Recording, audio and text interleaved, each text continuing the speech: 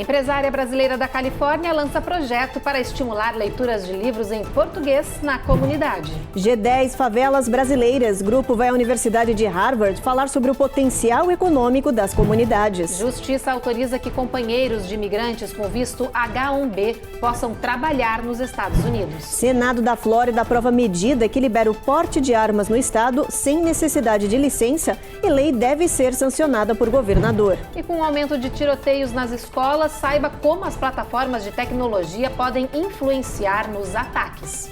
Mas acho que a primeira coisa é a gente entender que essa responsabilidade também é nossa.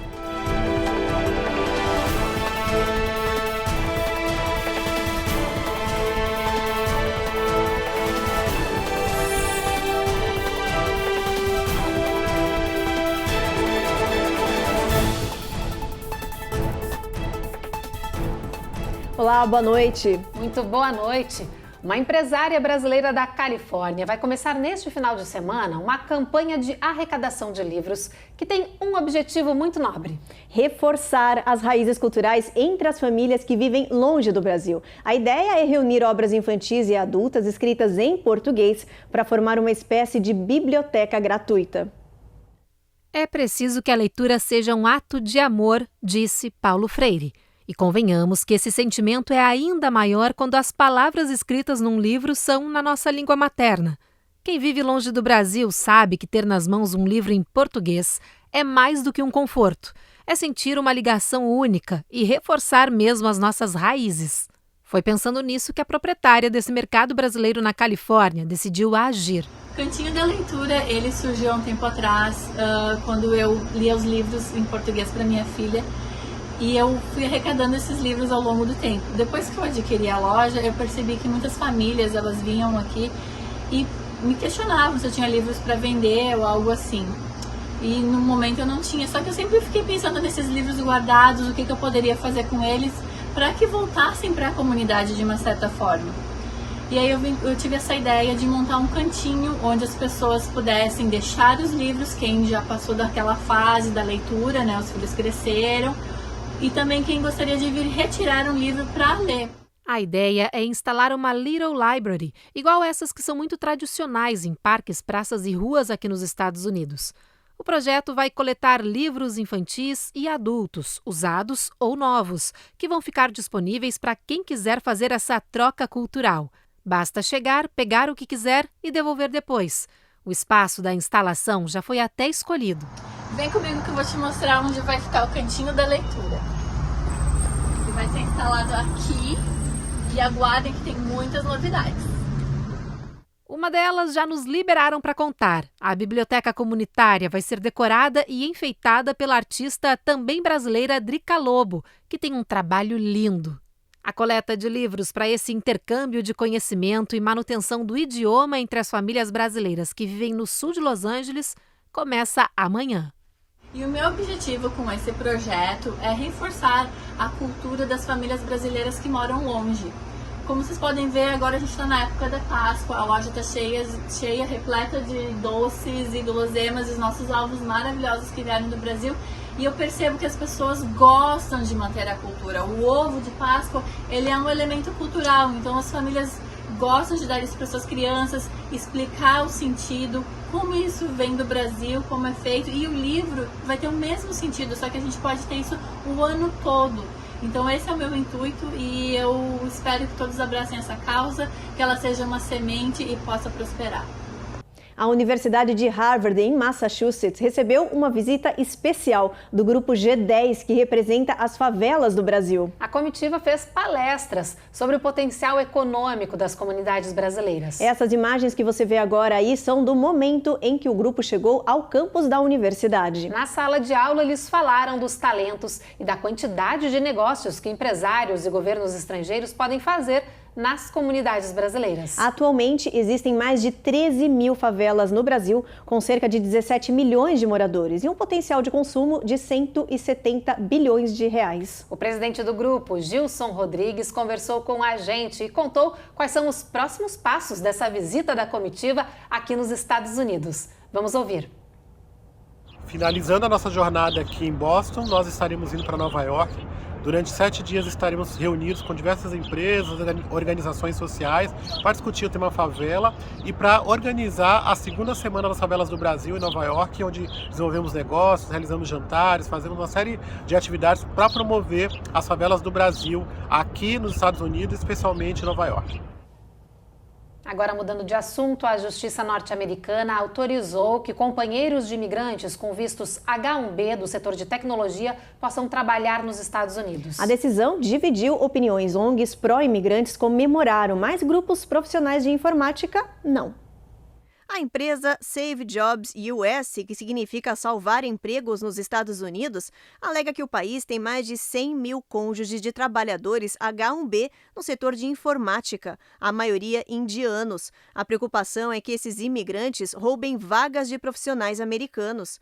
Uma juíza distrital emitiu uma decisão confirmando e autorizando a regra criada na era Obama, que permite parentes de imigrantes com visto H-1B a trabalhar no país. Esses cônjuges vão receber um visto chamado H-4. O grupo Save Jobs US prometeu recorrer. O visto H-1B é projetado para estrangeiros qualificados trabalharem nos Estados Unidos em empresas por um tempo determinado.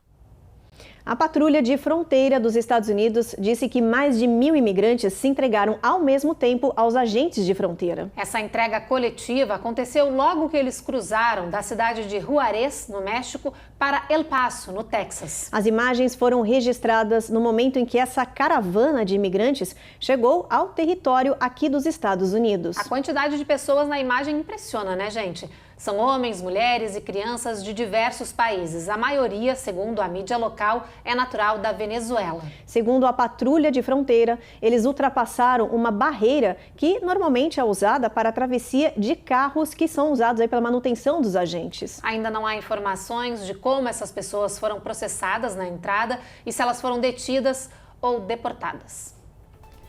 Bom, depois do intervalo, tem reportagem sobre como as redes sociais podem influenciar nos ataques de tiros nas escolas. E tem também os detalhes da prisão de um brasileiro suspeito de produzir pornografia infantil e vender o material aqui nos Estados Unidos.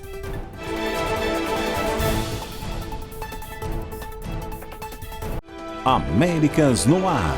Oferecimento Rejub Chef. Melhore agora sua qualidade de vida. Perm Shield. Precisando construir ou reformar seu ambiente? Temos o piso ideal para você. Acesse permshield.com.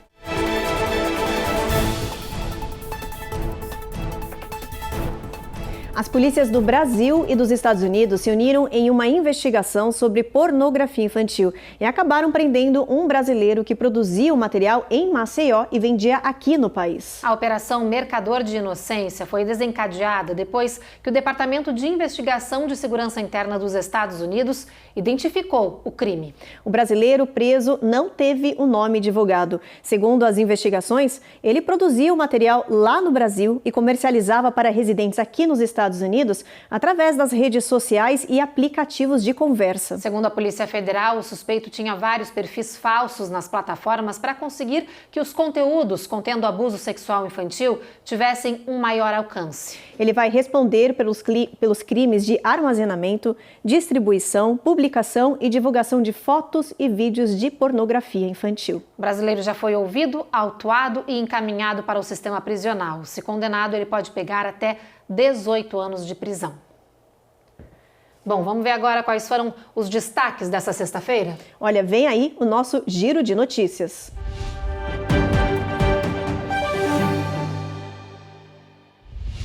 Em uma prisão do Missouri, 2 detentos conseguiram fugir depois de atacar um guarda com uma faca improvisada. As câmeras de vigilância registraram o momento em que o guarda leva 12 golpes. Em entrevista, o xerife do condado de Ray disse que o agente passa bem e que o material usado para fazer a faca era fraco e não produziu ferimentos profundos. Os fugitivos seguem desaparecidos e a polícia local pede que a população fique em alerta. Esse vídeo dramático mostra o momento em que um homem resgatou um esquiador que estava enterrado de cabeça para baixo na neve. Hey, you all right? Can you hear me? Ele cava, usa as mãos e depois uma pá, até que o homem enterrado consegue falar e diz que está bem. You okay? Can you breathe? Oh, yeah, okay. O esquiador havia caído minutos antes em uma espécie de armadilha conhecida como spruce traps. São depressões que se formam na base das árvores e um perigo para quem esquia. O caso aconteceu no estado de Washington. Hoje, a Promotoria de Direitos Humanos do México anunciou que 5 suspeitos foram presos em conexão com o incêndio de segunda-feira em um centro de detenção de imigrantes na fronteira. O espaço na cidade de Juárez estava lotado de pessoas na hora do fogo e 39 morreram no local. A investigadora não divulgou mais informações sobre o caso, mas deu a entender que tudo pode ter sido algo planejado.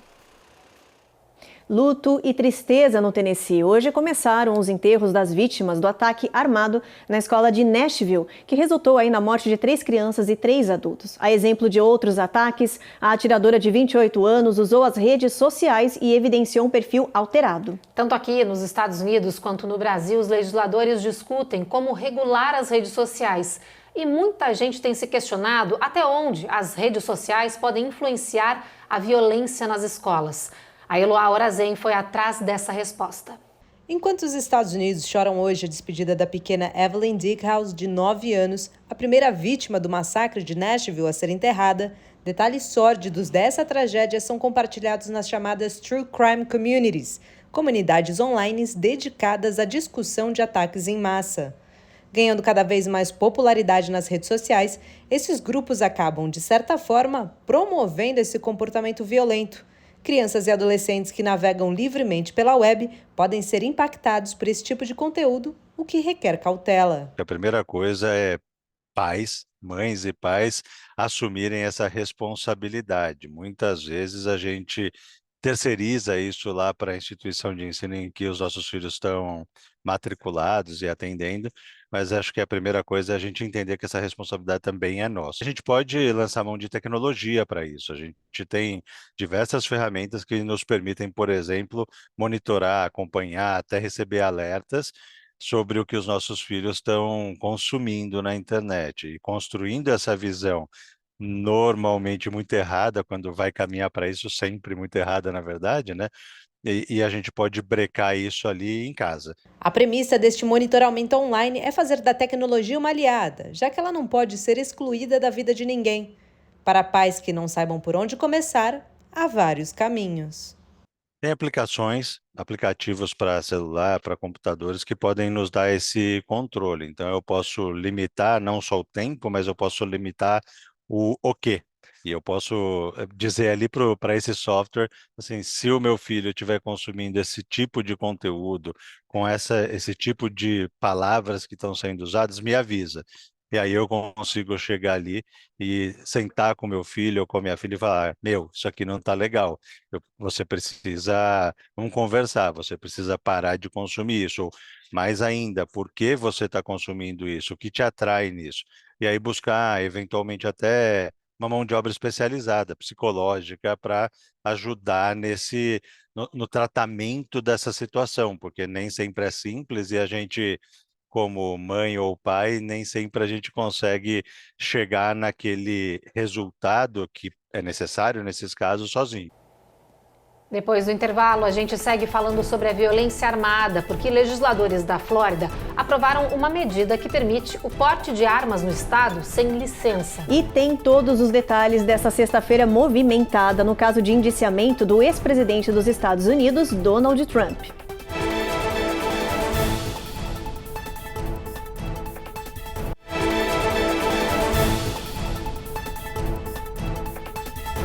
O Senado da Flórida aprovou por ampla maioria a lei que autoriza o porte de armas sem licença no estado. A medida segue agora para a aprovação do governador Ron DeSantis, que é um defensor dessa nova lei. A Coni Rocha conta toda essa história pra gente. O Senado aprovou o projeto de lei por 27 votos a favor e 13 contra. A medida define que qualquer morador da Flórida vai poder carregar armas sem precisar de uma licença ou um treinamento. O projeto segue agora para a mesa do governador da Flórida. Ron DeSantis, que é defensor da medida, já avisou que vai assinar e transformá-la em lei o mais rápido possível. Quando isso acontecer, a Flórida vai se tornar o 25º estado a ter porte legal de armas. Ativistas e parentes de vítimas de tiroteios criticaram a decisão, chamando a medida de incentivo a mais ataques e massacres nas escolas. Já os defensores do livre porte de armas comemoraram a vitória no Senado. Eles alegam que a nova regra vai de encontro à segunda emenda da Constituição americana, que defende o direito do cidadão de andar armado. A lei deve entrar em vigor nos próximos meses. O governo lembrou que continua proibido na Flórida o porte de armas em escolas e sedes estaduais. Além disso, a nova lei também vai oferecer 60 milhões de dólares para ampliar nas medidas de segurança nas escolas, como a criação de um portal de gerenciamento de ameaças e um programa para manter cães policiais dentro dos colégios. Eu sou a favor dessa lei porque proibir o cidadão de portar uma arma é restringir um direito que já é previsto na Constituição. E eu não concordo que haverá mais crimes. E os crimes que houverem, claro que deverão ser punidos severamente, como qualquer crime que ocorre com ou sem arma.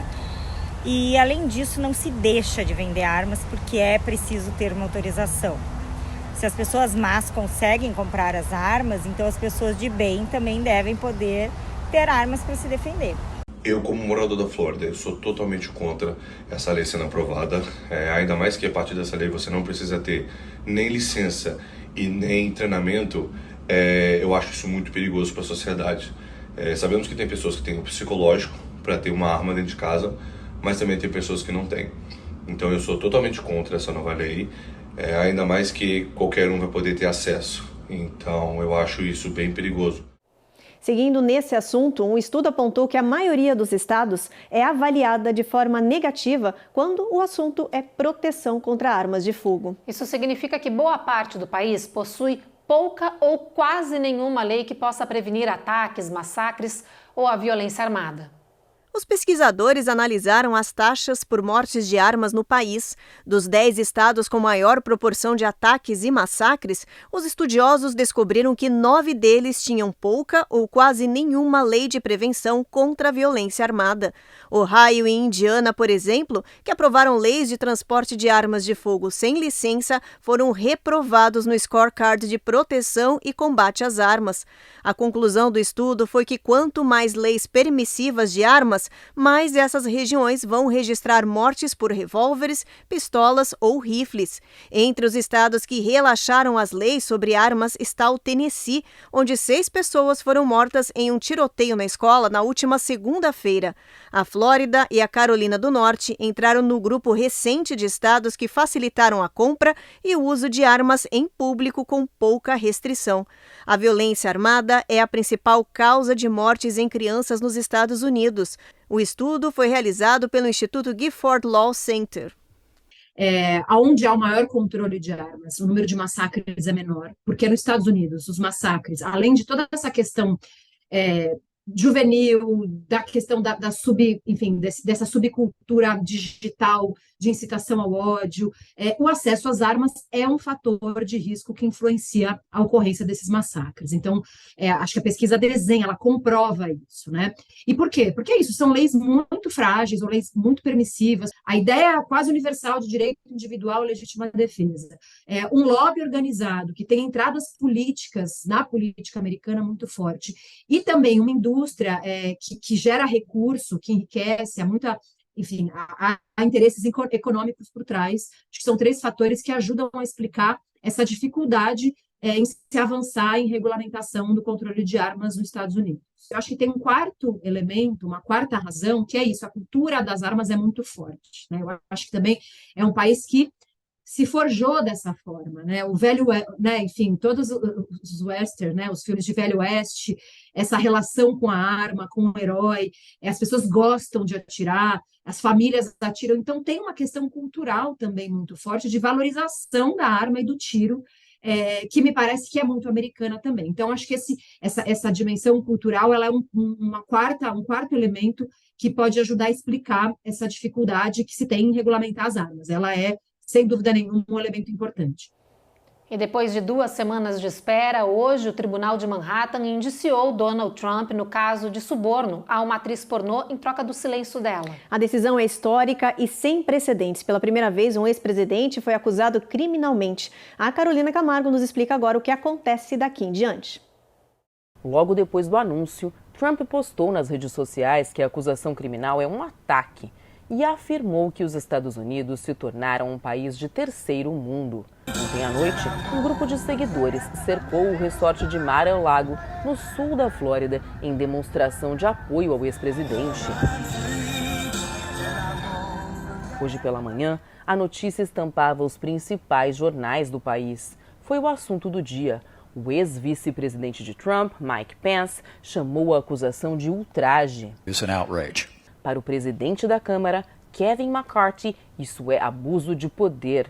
No final da manhã, o procurador de Manhattan, Alvin Bragg, chegou ao tribunal cercado de seguranças e não comentou o caso. O local vai seguir com policiamento reforçado. Trump deve comparecer ao tribunal na próxima terça-feira à tarde. O ex-presidente vai seguir o roteiro normal. Será preso, levado em custódia, fotografado e vai ter as impressões digitais coletadas. Depois, vai ouvir as acusações e se declarar culpado ou inocente. Por fim, o juiz deve dizer se Trump vai permanecer preso ou solto enquanto aguarda a sentença. A expectativa é que ele acompanhe o processo em liberdade. Trump é acusado de pagar $130 mil à atriz pornô Stormy Daniels em troca de silêncio sobre a relação extraconjugal às vésperas das eleições presidenciais de 2016. O suborno foi entregue pelo ex-advogado dele, Michael Cohen, e para fazer o pagamento evitando escândalos, Trump teria cometido diversos crimes, incluindo fraude e falsificação de documentos. Ao longo de 5 anos, os promotores recolheram provas e um grande júri formado por cidadãos comuns votou a favor do indiciamento.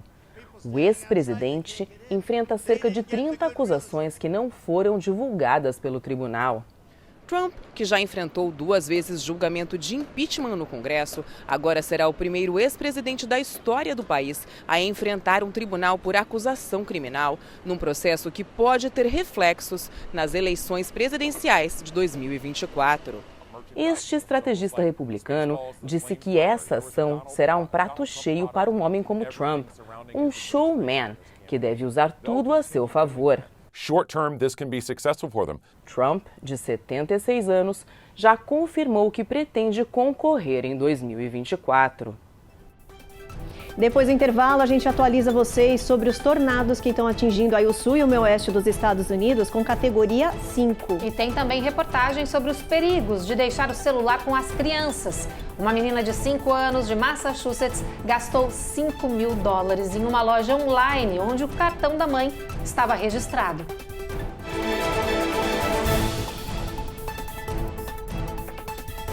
Américas no Ar. Oferecimento Rejub Chef.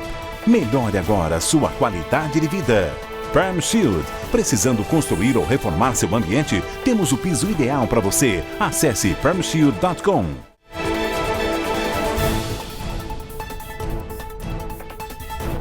Agora a gente fala da previsão do tempo para deixar a nossa comunidade bem informada sobre os tornados violentos que estão colocando parte do país em alerta. A ameaça é grave, gente, de nível 5 na escala de intensidade dos tornados.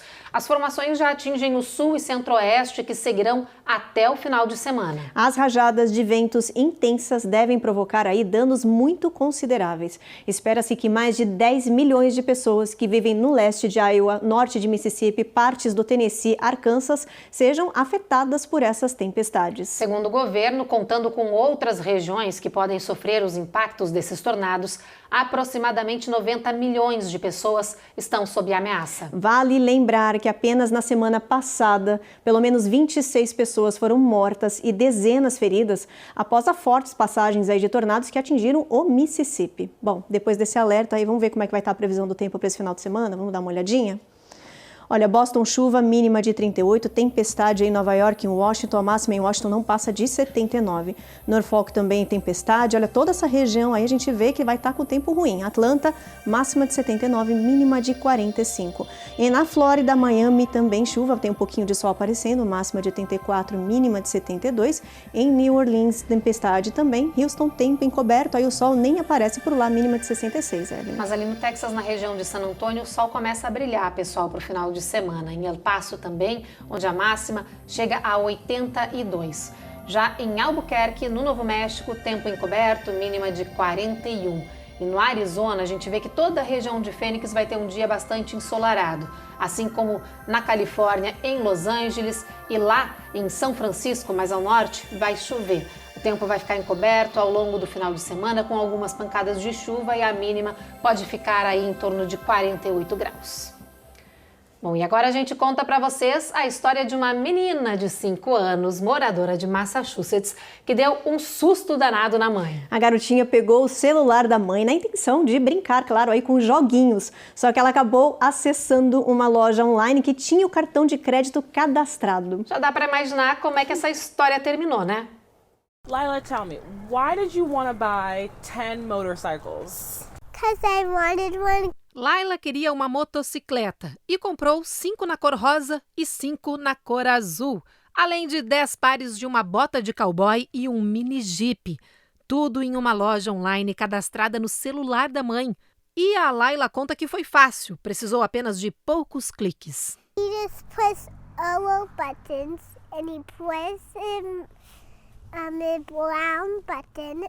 Somando os gastos, foram mais de $5.000 em compras. A Jéssica conta que tudo aconteceu quando ela deu seu telefone à filha para jogar alguns jogos no carro durante um deslocamento. E tem mais. Ao saber do estrago, a Jéssica descobriu que as compras da filha foram feitas em uma seção que não aceita devoluções. These were actually non-returnable originally, but I had reached out to Amazon at 2 o'clock in the morning and I was like, please. Então, ela gastou um bom tempo explicando para a plataforma o que havia acontecido, até convencê-los de aceitar as mercadorias de volta. Mas o Jeep... We still have a giant 2-seat Jeep. O tal Jeep infantil gigante de 2 lugares ainda está a caminho, então não posso devolvê-lo, diz a mãe. Are you gonna feel sad when all the motorcycles go away? Yes. Jéssica diz que decidiu não impor qualquer punição pela sapequice da filha, que tudo foi resolvido na conversa e que a Laila entendeu que o que fez foi errado e que gerou consequências para algumas pessoas. Ela disse que entendeu e eu prometi que se ela agir bem daqui em diante e se comportar, podemos pensar em conseguir uma bicicleta mais adequada para sua faixa etária, disse a mãe. A bike that's more geared towards her age range, a little slower maybe. Muito sapeca. Todo cuidado é pouco com essa criançada quando se trata de tecnologia, porque eles sabem onde apertar exatamente, né? Sabe ir, sabe apertar, sabe entrar em tudo que não pode, né? Exatamente. Meu Deus do céu, gente. Tem que tomar cuidado com essa criançada, botar aí uns esqueminhas de segurança no telefone. A gente estava falando sobre isso, se não dá para colocar uma senha, uma trava, porque não dá para confiar. Sem querer, eles acessam exatamente aquele site que não deve. E as compras, gente? Mini Jeep, bota de cowboy e motocicleta. $5.000, Jesus. Uma figura. Bom, mas tudo foi resolvido como a gente viu na reportagem, mas fica o alerta aí pro pessoal de casa para tomar cuidado quando dá o telefone na mão da criançada. Fica com toda certeza, fica esse alerta. Isso aí. Bom, então é isso, gente. Chegou a sexta-feira, agora vem aí o final de semana e a gente se encontra de novo na segunda-feira, às 7h30 da noite. Você já sabe, a gente chega sempre depois do Cidade Alerta e você fica agora então com mais um capítulo da novela Jesus. Boa noite. Boa noite, gente.